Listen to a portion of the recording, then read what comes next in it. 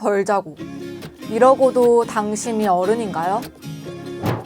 직거래, 수고비 4,000원, 문화상품권 결제 가능, 서울 20분 거리 내외 추가 비용 없음.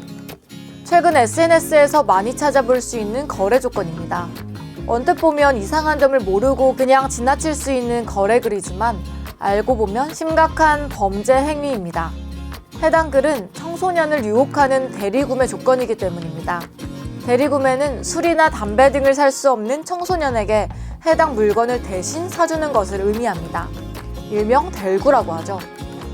대리구매는 불법입니다. 술과 담배는 청소년 보호법상 청소년을 대상으로 판매 혹은 대여할 수 없는 청소년 유해 약물입니다. 이것을 대리구매해주는 건 역시 청소년 보호법을 위반하는 범죄인 것이죠.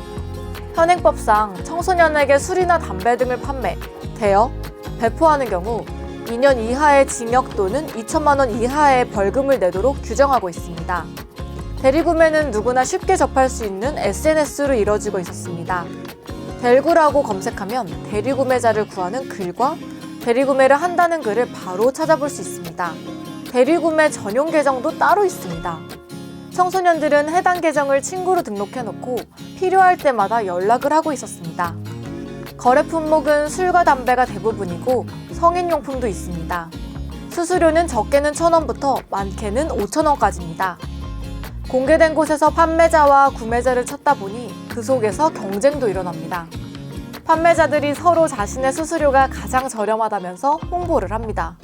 일부는 이벤트로 수수료 없이 무료로 대리구매를 해주기도 합니다. 또한 대리구매는 자칫 2차 범죄로 이어질 가능성이 매우 높습니다. 일부 판매자가 수수료 대신 신던 스타킹을 달라고 요구하거나 신체 접촉, 성관계까지 요구한 것으로 드러난 사례도 있습니다.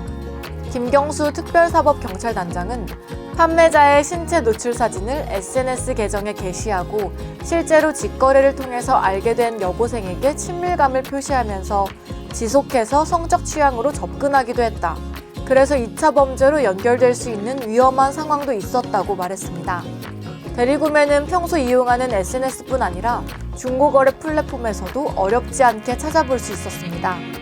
그러나 처벌이 쉽지 않다고 합니다. 중고 플랫폼 업계 관계자는 대리구매의 실제 제품 구매자는 성인이기 때문에 처벌하기 힘들다. 청소년이 범죄에 타깃이 되지 않도록 업계의 모니터링도 중요하지만 다른 사회 안전망이나 처벌 강화도 필요하다고 본다고 말했습니다. 누리꾼들은 수요가 있으니 공급이 생기는 것이라면서 1차적으로 술, 담배 등을 구하는 청소년들의 처벌을 강화해야 할 필요가 있다고 입을 모으기도 했습니다. 한 누리꾼은 청소년 처벌을 강화해야 한다.